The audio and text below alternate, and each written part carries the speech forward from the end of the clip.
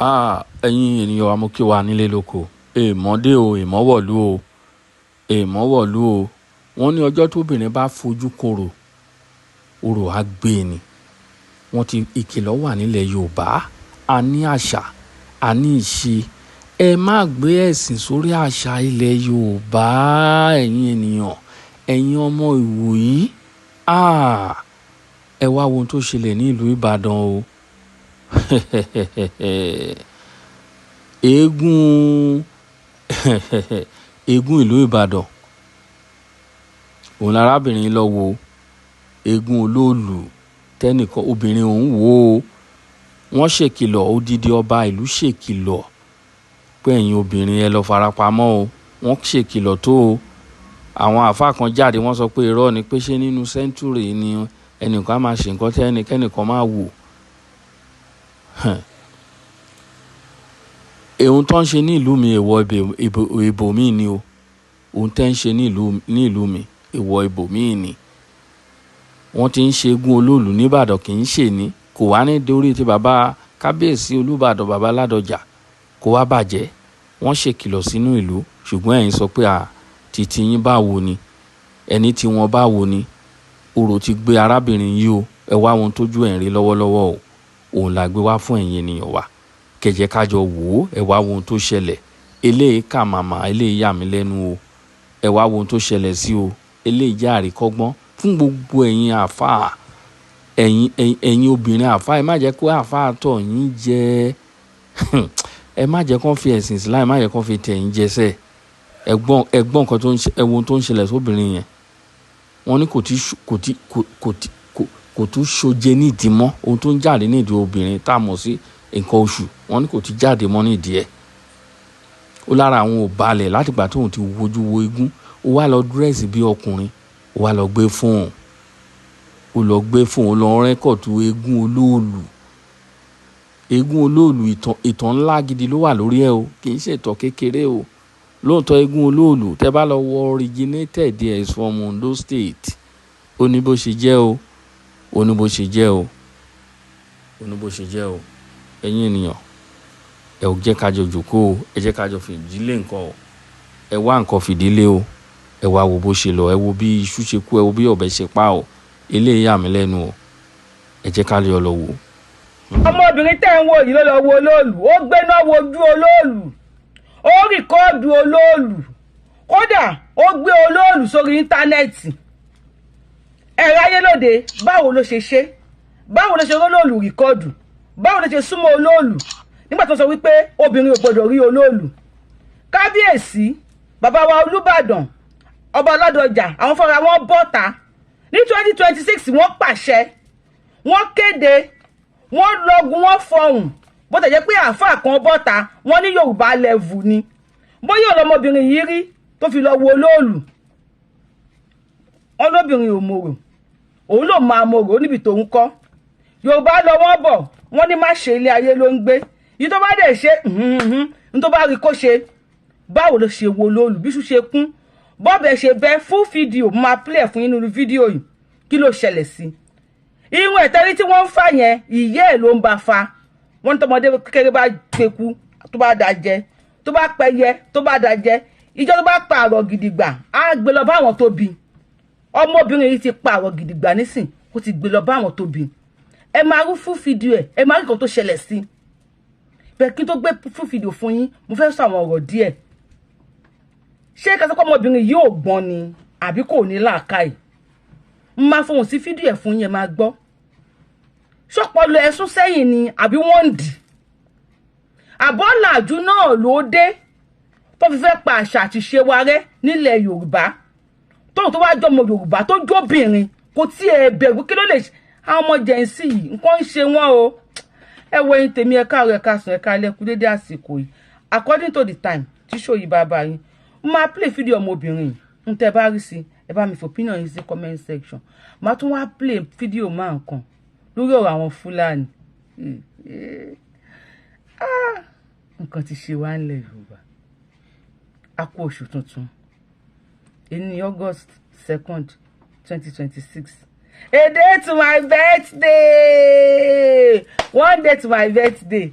ẹ mọ̀ pé ọmọ Leo ni mí, ọmọ Augustod, ó lágbára gan ni o. Ẹ jẹ́ ká gbọ́ nǹkan tó ṣẹlẹ̀ sọ́mọbìnrin yìí. Mo ń lọ, mo ń bọ̀. Omi tó wọ lóòlù ni ó rè é o. Lójú sókè. Òun lélẹ̀ o tó bá sọ pé kẹ má wo lóòlù. Ẹ kàn ti kun ẹ̀ nígbọ́. Ó múra bí ọkùnrin, ó bọ́ síta, ó dẹ̀ lọ fídíò ló.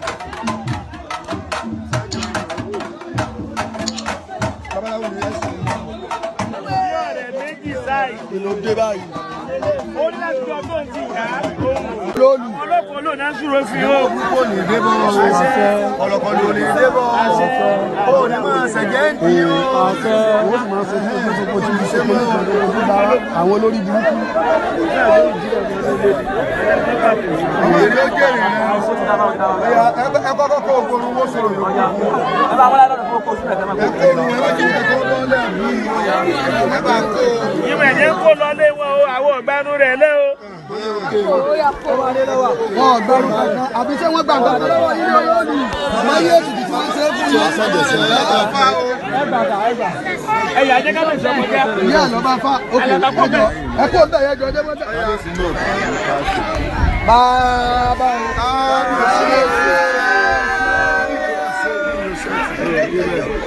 ẹjọ́ ọgbọ́n tí bá pariwo ń bẹ ẹjọ́. Ẹlẹ́rìí kankan mọ́ sọ̀rọ̀ mọ́ o. Ẹjọ́ o.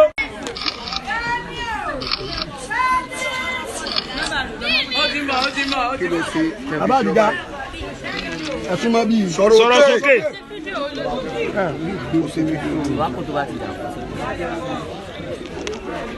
Kí wàá lo tẹ̀bíṣọ́ báyìí? Kí ló ṣẹlẹ̀ sí wọ̀rọ̀ gẹ́gẹ́ láti tó ti ṣe? Sọ̀rọ̀ sókè kí wọ́n dé. Láti ọ̀dọ̀ ti ṣe kí ni? Ṣé ń gbọ́ nǹkan tó sọ o? Ìwọ ṣé wà wọ́n gbé? Lẹ́yìn ọ̀dọ̀ ti ṣe fídíò ẹ̀jọ̀ ṣe kí ni? Ẹ̀jọ̀ dára hàn rẹ̀. Lábẹ́ máa wúrọ́. Wà á dé yẹn fún ìyá rẹ̀. Àṣẹ. Wọ́n lè wẹ̀wọ́ ìyàlẹ́ lórí. Àṣẹ. Ojú ẹ̀ omi ara rẹ̀ ẹ̀jẹ̀ ara rẹ̀ yọ padà sáyé. Àṣẹ. Àdúgbò wà ní ìṣẹ́ omi. Àṣẹ. Àbí àmàdà wa náà. Ìgbà tí a bá ní wọ́n sí. Àwa ìṣe kàbí àfa o. Bàbá láwa ìṣe kàbí àwọn àfa.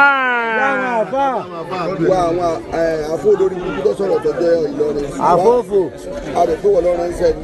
Àròkó gbowó lọ́wọ́ rẹ̀ wọ́n ní àròkó gbowó lọ́wọ́ àfa lọ́rin.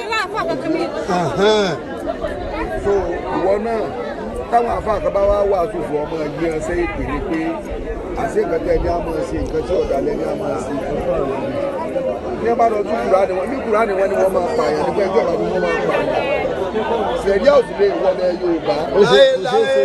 Sẹ̀ríà kò lè wọlú Ìbàdàn. Ọ̀sẹ̀ méjì lọ́tẹ̀ ìlú Ìbàdàn dùn ó. Ní bá bẹ́ẹ̀ máa ṣe sẹ̀ríà àwọn ọmọ ọlọ́ ìlú bàbá tí wọ́n mú lọ máa ṣe sẹ̀ríà. Èyí ọjọ́ kan fún gbogbo ẹ̀yin obìnrin tẹ́ ẹ máa yọjú. Ẹgbọ́n Olúbàdàn ni ló ní Ìbàdàn. Olúbàdàn ọba ló nílẹ̀. Ṣé ti ológun tí mo gbé sókè yìí ẹ̀yin tẹ́ bá ń bọ̀ ń bàdàn ẹ make sure pé ẹ mọ ibi tẹ́ ń bọ̀ ń bàdàn ẹ bẹ̀ àwọn èèyàn yín pé ṣé ibi tẹ́ ń bọ̀ ṣé kò sùn máwọn ibi tí mo dárúkọ yìí because eléégún yìí obìnrin ò kí ń rí o obìnrin ò kí ń rí o ẹ má fojú dòrò tẹ́ bá ń bá wọ̀ sí gate tẹ́ ń lọ ságbìnì ìta mẹ́rin ìdí arẹrẹ òòbó ẹ ń lọ sí Agodi ẹ dẹ̀ ń lọ sí government house àtẹ́ndà Yemẹtu gbogbo bí mo dárúkọ yẹn ló máa ń rìn o ẹ má wà bẹ́ẹ̀ o ẹ má lọ bẹ́ẹ̀ o ń lọ owó ròdù náà o obìnrin ò kí ń rí o ẹ má yà kán fi yín kẹ́bọ o òtọ́rọ̀ mo ń sọ fún yín o gbogbo wíìkì from Monday to Friday yìí ló máa jáde o from Monday to Friday ló máa jáde o so make sure. Hello, good morning and good afternoon and good evening depending on the time you come across this video. I watched the clip of the lady who violated Ululu rights in Ibadan and the cleansing rights that she's been made to do. And I have this to say. Firstly, I pay homage to every Ololu sect for upholding that which is proper, and even giving her the opportunity to carry out that right. Something as sensitive and dangerous, if I could use that word, as viewing Ololu as a female. How much more picking a phone, recording and putting on social media is the height of disrespect and disregard for Isheshe. And that is one thing I've been saying in the past days. When we just assume that everything needs to be on social media, everything about Isheshe needs to be violated or disrespected, it makes no sense. Enshuro, oro ti o ye ko juri, egbe camera si, egbe ewa ya si social media.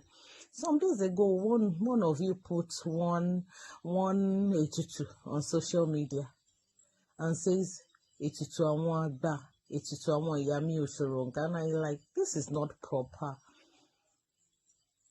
Not that the etutu is not proper, but you see, you go to some comment sections and you let people who don't have understanding of what it is just pour insults on us. Then should you even share it? The next thing he said, I will prove to you who Yami Oshoronga is. I laughed. Even your mother cannot say such. Let's leave that aside. You see, when they say something is sacred, it is sacred. If sacred things refuse to work in your hands, it is your fault. It is because you have toyed with virtually everything. Everything to you is a joke. Everything is caricature. Everything is a play. I say something. The reason why Isheshe is not working for you is because what you're doing is a joke. The Isheshe you are doing, you are engaged in, is a joke. Your own icons have no energy. They are toys. They are decorations and ornaments.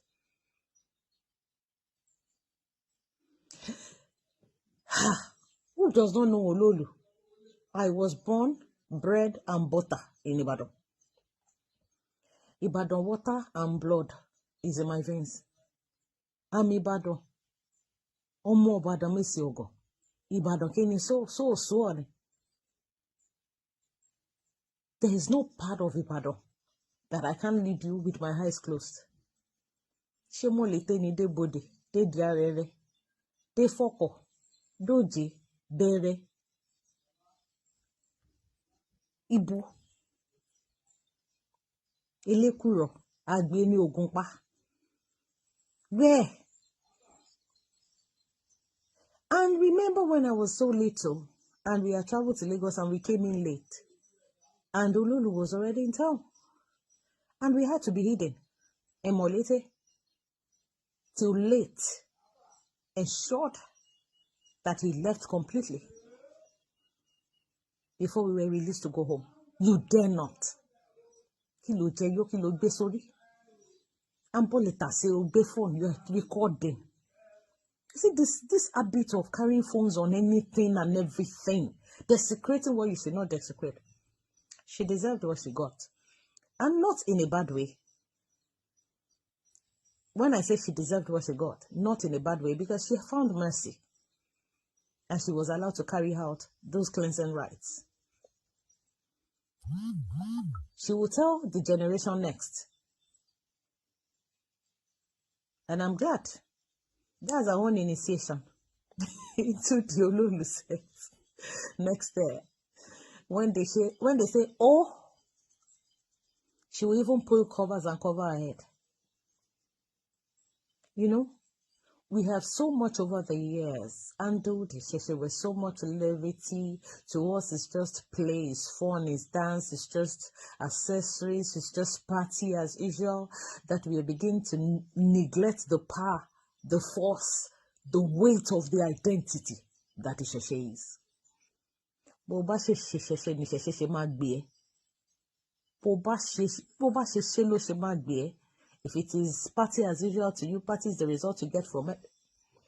If you walk in the power and the element and the strength of Isheshe, so you will experience. It's as simple as that. I'm glad that her life was spared. I'm glad that she wasn't hurt. I'm glad that she was given the privilege to carry out those rites. I'm glad that many people will learn the lesson that Ololu is not a masquerade. Ololu is Egungun. And Egungun coming out is not show, not exhibition. These are ancestral elements. You may see a man now and identifying. Not even Ololu. He no longer is that person that you think you know. So even if he's your brother, stay good. Honor Isheshe. Kan ní òsìkà pé Olóòlù nìbàdàn pé eléégún wọn ló fẹ́ jáde kábíyèsí bàbá Olúbàdàn tó wáyé pé bá ṣe gbọ́ nínú níùsì ní rédíò station tá a ti gbọ́ tó wáyé pé bẹ́ẹ̀ lórí abáṣeníkà tó ń wòye sí lẹ́gbẹ̀ẹ́ mi wípé Olóòlù fẹ́ jáde lọ́jọ́ báyìí báyìí pé torí náà gbogbo obìnrin kí wọ́n má jáde o ní ya 2026 pé gbogbo ẹni tó bá sì jáde ẹnìkan kan má ṣe fídíò Olóòlù o pé ẹ má rìkọ́dù ẹ má ya píktọ̀ rẹ o pé bàbá wa Olúbàdàn níùsì sọ wípé ẹ̀yin lẹ wí bẹ́ẹ̀ tó Olóòlù bá fẹ́ jáde gẹ́gẹ́ bí ẹ̀sìn títí ẹ̀ àti ìlànà rẹ̀ kò túmọ̀ wípé ká fi create inconvenience fẹ́lómi nínú ayé ẹ bá fún wọn nímọ̀ràn pé tó bá yẹ pé dandan ni pé tó bá ti jáde anybody ò gbọdọ̀ rí wọn ò ṣe lọ́nu gbọ́kàn kó lọ jáde ńbẹ̀ kó lọ yẹ wákàtí tó fẹ́ lò ó rìn kiri nínú gbọ́nbẹ̀ òun àtàwọn èèyàn rẹ̀ kẹ́nà ìjọ jó ńbẹ̀ kẹ́nà ara wọn lẹ́gbàá ńbẹ̀ kẹ́sì àyọ̀ tó fẹ́ ṣe ńbẹ̀ kẹ́sì parí ọdún wọn sínú igbó yẹn kẹ́mọ́ bá àfara ní aráàlú kò bá bẹ́tà so nísìnyí tẹ́nìkan bá ń travel lọ tó wọn mọ̀ pé wọn ní Olóòlù kẹfẹ́ jáde àbí ìlú Ìbàdàn ti dóko ni ìlú Ìbàdàn mọ́ ni Ìbàdàn ní Áfíríkà wọ́n mọ̀ Ìbàdàn ní Nàìjíríà wọ́n mọ̀ Ìbàdàn ní South West wọ́n mọ̀ ìlú tó tóbi ní Ìbàdàn Ìbàdàn ṣe wá di ìlú tí wọ́n túnmọ̀ sọ wípé àwọn èèyàn gbọ́dọ̀ jáde pé eléégún kẹfẹ́ jáde ẹ dákun ẹ má jẹ́ kí wọ́n create pọ́blẹ́mù sínú ìlú yẹn ìlú ìfọ̀kànbalẹ̀ ní ìlú Ìbàdàn ìlú àwọn àfáàsì ní ìlú Ìbàdàn ìlú àwọn ẹlẹ́sìn àwọn tẹ́ gbàgbọ́ yé tí kìí ṣe ẹ̀sìn jẹ̀bùjẹ̀bù lọ́jọ́ láíláí ní Ìbàdàn tí ń jẹ́ ìlú mímọ́ ẹ dákun bàbá Olúbàdàn bàbá Tinubu ẹ bá yájú sọ̀rọ̀ yẹn o torí bẹ́ẹ̀ nìkan bá wà lórí ìrìn àjò tó wọ̀n mọ̀ Ìbàdàn sẹ́ńtà ni láti kọjá sọ́pọ̀lọpọ̀ ìlú nínú ayé yẹ́nì kọ́kàn á máa kọjá lọ́nà tọ́bù àbí kíní kan àbí ń wọkọ̀ lọ́bì tán mọ́tò jálẹ̀ níbi kan fẹ́ wọ mọ́tò mi kẹwàá Olóòlù ti dé o ṣẹ́wàá pa obìnrin tí ń lọ tó wọ̀n mọ́ kankan ni ẹ̀sìn tí wọ́n fẹ́ ṣe tẹ́nìkan ọ̀gbọ́dọ̀ rí wọn yẹn ẹ jẹ́ kẹ́ni wọ́n lọ sí nínú gbọ́ níbi tẹ́nìkan ò tí nílé débẹ̀ àìmọye nǹkan làwọn èèyàn máa ń ṣe àwọn èèyàn máa ń gbẹ́bọ ẹni tí ń gbẹ́bọ oníbẹ̀ kẹ́ rí òun àbí yóò gbé ní kọ̀rọ̀ ẹnìkan sọ pé kí ẹni tí ń ṣe ìṣẹ̀ṣẹ̀ ọmọ ṣẹ̀ṣẹ̀ rẹ̀ àlélẹ́ra wa kò láyé àti dọ̀gbára wa ń bẹ̀ àmọ́ ẹ má fi ẹ̀sìn tẹnìkan ní aráàlú lára tí wọ́n á dẹ́rùbà mi torí bàbá wa Lámídì náà pè yín Ọlọ́run kó bá wa sọ yín kó bá wa wà pẹ̀lú yín ẹ dákun ẹ bá wa kíyè sọ̀rọ̀ yẹn dáadáa kó má bàa jẹ́ ọ̀rọ̀ tí ó dà lúrú ẹ dákun bàbá wa Olúbàdàn ọlọ́ba wa kíyè sí o ẹ bá wòye sọ̀rọ̀ yẹn dáadáa kó má bàa create problem ìlú pọ̀ nínú ayé tí wọ́n ti ń gbégún wọ́n ń gbégún lóríṣiríṣi ìlú wọ́n ń gbé láwọn environment wa yìí náà àti bí ìgbà táàrí ni wọ́n ń gbégún ṣùgbọ́n bí wọ́n ṣe ń gbé kálukú wọn ń ṣe tiwọn aráàlú náà ń ṣe tiwọn kẹwàá torí pé fẹ́ gbógun kẹwàá ní obìnrin ò gbọdọ̀ jáde tóbìnrin bá fẹ́ rọbí ńkọ́ tó ìjẹ́ pé the only hospital jẹ́ fẹ́ gbé lọ eré àbítọ́ Olóòlù ń gbà kọjá ni tẹ́kọ̀bìnrin yóò kú sórí ìrọbí ni káàrọ̀ pé Mr. Olóòlù wọn ń kọjá tó obìnrin tó fẹ́ rọbí ẹ̀ gbọdọ̀ gbé lọ hospital àbí kílè túmọ̀ tí ó ní ẹ bá pẹ́ bá wa kíyèsí bẹ́ẹ̀ dáadáa kọ́ balẹ̀ kí ọlá kó sàmójútó ẹnì kọ̀ọ̀kan wa. Yorùbá wù iṣẹ́ tiri ṣe ti pé àwọn Olóòlù fún ara wọn ni wọ́n bẹ̀rẹ̀ sí ni wá wúre fún. Number one, nǹkan tèmi ṣe gbàgbọ́ nìkan àwọn bàbá wa nìyẹn. Ìgbà tó lọ wo Olóòlù ṣe pé bàbá wa wọn gbé lọ sí court ṣe pé wọn ò fi ọlọ́pàá mú ṣe pé Olóòlù fúnra rẹ̀ ló gbèjà rẹ̀ Olóòlù fúnra rẹ̀ ló jẹ́wọ́ bó ṣe ń jẹ́ wọ́n ló bẹ̀rẹ̀ sí ní ṣẹpọ́n lábẹ́ láti pàtó ti wo Olóòlù ní ẹ̀jẹ̀ tí ń ya ní ara ẹ̀ ọmọ àlè lọ́mọ yìí o tó bá wá jẹ́ pé bí àwọn ẹlẹ́sìn tó kù tó kógi wá bá lé ẹ̀ tó ti jàgídíjàgan tó lù pa bó ṣe lu Deborah pa tàbí tí wọ́n gbé lọ sí kóòtù yìí oníyà ẹ̀ wò yẹ́ bó ṣe rí tó lọ tì mọ́lé tí yẹ̀ lọ ń kúnlẹ̀ tó ń rá bàbà tó ń bẹ̀bẹ̀ tó láwọn onígbà nífilẹ̀ ni yóò ṣẹ̀wọ̀n ni tí wọ́n ti lù nílùkulù òkè kúrá straight tí wọ́n rù lọ sókè kúrá straight ẹ dákun kí ló wọn máa sọ àwọn ọmọ yìí eléyìí ò dé ìjọba kékeré bí mo ṣe ń wo yìí wọ́n lẹ́jẹ̀ ń dà lára náà wọ́n ti ṣòro fún mi mọ̀ bóyá ẹ̀rọ nǹkan tí mo ń rò ó bà mí kó dùn mí mi mọ̀ bóyá lè fi wẹ́ni tí ò bà rárá ẹ jẹ́ ká máa pa àwọn ọmọ wa sí àkíyèsí wọ́n tó bá pè léèwọ̀ èèwọ̀ ni wọ́n tó bá pè ní tàbú ni àṣà àti ṣe wa lélẹ́yìí àwọn ni tó ń ṣe olóòlù àwọn náà mọ ìtàn tó rọ̀ mọ́ olóòlù àwọn náà mọ tí wọ́n rí tí wọ́n fi sọ pé obìnrin gbọ́dọ̀ rí olóòlù ló mọ tó ṣẹlẹ̀ tó fi pàṣẹ yẹn kalẹ̀ pé tẹ́ bá ti ń gbéhùn jáde o kóbìnrin máa para mọ́ ni wọ́n gbọ́dọ̀ rí hùn kó sí kan tí wọ́n ṣe ńlẹ̀ Yorùbá tí ò ní nǹkan kan tó ṣẹlẹ̀ àwọn kan wà wọ́n ń jòkété àwọn kan wà wọ́n máa ń là wọ́n lára ni wọ́n máa fi àwọn lápà àwọn ọmọ èrè lápà wọ́n máa ń la ara fún wọn ni àwọn kan wà dé ní alátẹ ni wọ́n tó bá fẹ́ wọn tó bá bímọ gbọ́dọ̀ jẹyọ nínú ọbẹ̀ fún 7 days ó gbọ́dọ̀ jẹ́pọ̀ gbọ́dọ̀ jẹyọ tó bá pọ̀ mọ́ obìnrin ni tó pọ̀ mọ́ ọkùnrin ni 9 days ló fi ní jẹ́pọ̀ ló fi ní jẹyọ àwọn kan wà tó bá bímọ wọ́n ń sùn sórí bẹ́ẹ̀dì wọ́n máa ní kó tẹ́ni sílẹ̀ fún wọn kán sùn ni àwọn kan tó máa lọ sílé ọkọ wọn kò sí bọ́kọ wọn ṣe lè lówó tó wọ́n máa nà wọ́n délé ọkọ ni many of us ló mọ ìtàn tó rọ̀ mọ́ ìtàn bá mọ̀ tó rọ̀ mọ́ ẹ bá wa kọ sí comment section káwọn tí wọn mọ ìtàn yẹn kí wọ́n lè kọ́ ẹ̀kọ́ ń bẹ̀ tẹ́ bá ti wá lẹ́nu tó bá wa kọ sí comment section ẹ bá wa like comment onítàn ẹ bá wa fi opinion yín sí comment section ṣẹ́yìn ti gbọ́ àwọn ìtàn yìí rí àbẹ́ ẹ̀ tí ì gbọ́ àwọn tí mo bá gbàgbé láti dárúkọ ẹ tún bá mi fi sí comment section ṣùgbọ́n ayé ti dá yóò làjú àwọn ọmọ yìí wá ń fojú egbò wọ́n fi ń tẹ̀lẹ̀ lẹ́kọ̀ọ́ ò ṣe ké bí eku mọ́ lẹ́sẹ̀ ò ṣe ké bí ẹyẹ mọ́ lọ́mọ èèyàn ò ṣe fọ́hùn bí ọmọ èèyàn mọ́ gbogbo ẹni yán pọn lọ́rùn ló ń di dàrúdàpọ̀ ló ń di pé wọ́n wọlé wọ́n ń gbèyàn wọ́n ń woko wọ́n ń pààyàn wọ́n ń jiyàn gbé wọ́n bẹ̀ 30 million 50 million 30 million 50 million ṣùgbọ́n táwọn bá wá fi ń ṣọ̀lù nígbà kan Ìbàdàn láti gbọ́dọ̀ dùn jáde Ọ̀yọ́ state ní capital Ìbàdàn àbí capital Ọ̀yọ́ tí wọ́n ti kóyàn jọ̀wọ́ bí wọ́n ti gbọ́dọ̀ dùn jáde nísìn wọ́n á ṣàwọn orò kọ̀ọ̀kan kó kú lọ kárùn lọ kí ló máa ń ṣe ẹ wo Yorùbáwùyí lórúkọ mi kí lè fẹ́ ṣe ìfẹ́ sí mọ́ wájú ìfẹ́ máa wò lọ èké tí mo wá ṣe fún yín ìsìn ṣe ti rẹ́ tó ṣe eré èké yẹn fún yín rí ìyẹn bá mi láìkẹ́ má bínú mo mọ̀ pé ìtẹ́ nífẹ̀ẹ́ mi pọ̀ níbi tẹ́ ń wo ṣó mi mo wá mo mọ̀ pé tí mi ti rí láìkí yẹn tí mo pẹ́ kàn wó lásán ni mo pẹ́ ìtẹ́ nífẹ̀ẹ́ mi kí ló fẹ́ sọ lẹ wá gbọ́ àmọ́ máa sọ ẹ máa gbọ́ ẹ ṣáà kí mi happy birthday in advance bẹ́ẹ̀ dẹ̀ kí mi ẹ̀yin lẹ́mọ̀ now ẹ bá mi download tap send ẹ lo promo code mi Abiola 223 lákọ̀ọ́kọ́ bá fẹ́ send owó sí Nàìjíríà direct deposit ni ní third party ẹ ṣé mo dúpẹ́ tó wáyọ̀ fún yín ò ní gbé yín lọ́mọ lọ ẹ̀ ń tẹ̀lé tí bá mi lò kìdúrúsì fún yín o kìdúrúsì fún yín o kìdúrúsì fún yín o ẹ má wá gbàgbé láti share fáwọn ọ̀rẹ́ yín náà kó lo Abiola 223 wọ́n lè bá gba bónọ́ọ̀sì lákọ̀ọ́kọ́ tó bá fẹ́ send owó sí Nàìjíríà ẹ ṣé mo dúpẹ́ lèmi ṣe project gbìyànjú lóṣọ èlò náà ń ṣẹ́wó iye tó ń ṣẹ́wó wá ti rí lórí tap kò ní ìdípé òṣèré ń béèrè lọ́wọ́ anybody now ẹ jẹ́ gbọ́rọ̀ lẹ́nu bọ̀dá wa yìí torí tí wọ́n tún ṣọ̀ktáláìsì mi o.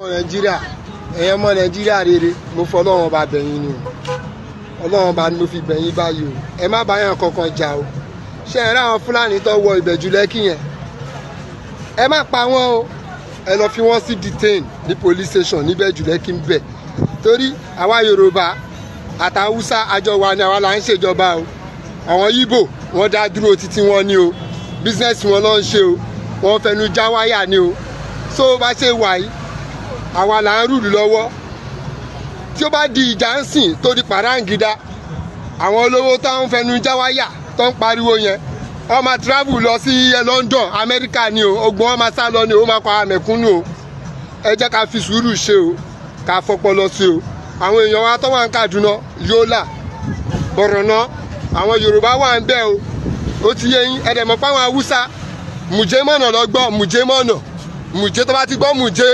gàṣímọ̀nà dàgà wọ́n pààyàn lọ nìyẹn wọ́n gbọ́ going back o ẹnu tàwọn kò gan o Fúlàní Haúsá wọ́n jọ wà ní o wọ́n máa kọ́ lábò papọ̀ wọ́n máa fèsì wa ní o but nísìnyí ká fi sùúrù sí bàbá máa yanjú gbogbo nǹkan tó ń ṣẹlẹ̀ ká fi sùúrù sí lóòótọ́ ìlú le gbogbo ẹ̀ lóru gárágá epo lọ sókè nǹkan kan wálẹ̀ ẹja fi sùúrù sí gbogbo nǹkan sì máa dáa nǹkan sì máa dáa ẹ jọ̀ọ́ o ẹ má protest o ẹ má protest o tó bá ti dogun ẹ má protest o wọ́n máa pààyàn o àwọn olówó máa sáfiwálẹ̀ lọ o mò ń sọ fún yín o wọ́n máa wọ Amẹ́ríkà wọ́n máa sá lọ wọ́n máa fi Nàìjíríà lẹ̀ àwa mẹ̀kúnnù làwọn Nàìjà mi ò ní visa ń tèmi bẹ́ẹ̀ ni àwọn ọmọ mi dẹ̀ wà Nàìjíríà lọ wà so ẹ jẹ́ ká fi sùúrù sí gbogbo ẹ̀ ló máa da gbogbo ẹ̀ ló máa da àwọn ọmọ atọ́ ara ọmọ àfi wọ́n lẹ̀ oṣù ọ̀fun wa àwa láàlẹ́ ko wọn ò lè mẹ́kọ̀ọ́ kó lára wa o ó ti yé yín.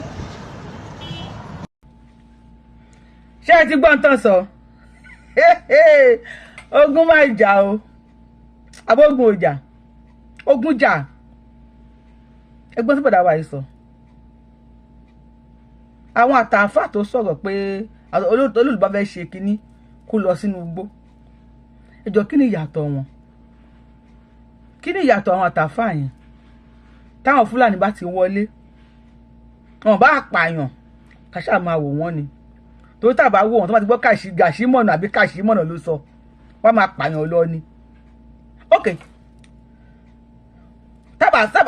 tábà fight back wọ́n máa pa wá lẹ́yọ kọ̀ọ̀kan tábà fight back wọ́n máa fẹ́ jà massively ṣé tó bá wá fẹ́ jà massively àwọn máa káwọ́ kò báyìí àwọn máa wò wọ́n.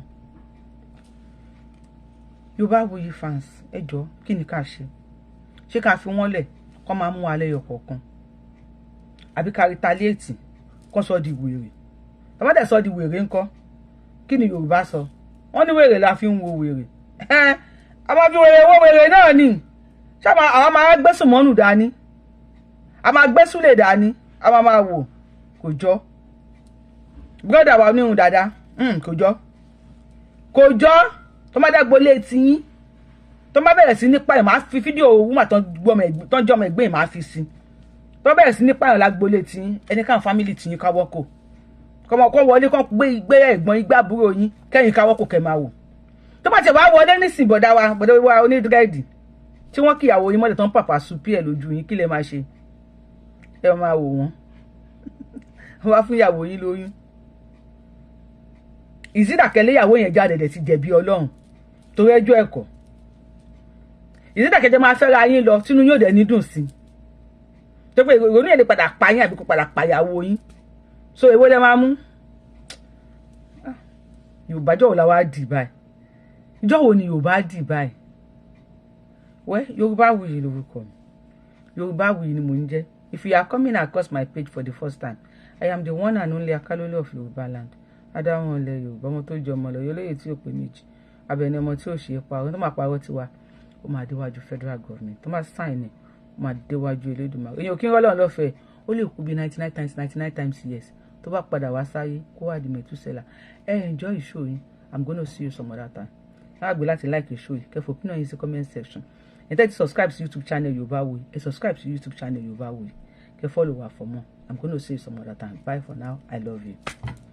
oṣù ayọ̀ omi tí oṣù ayọ̀ August oṣù ayọ̀ oṣù dùnú ni oṣù tó lágbára ní gbogbo oṣù tó wà ní ọdún ni mo ń bọ̀ mi ti dé.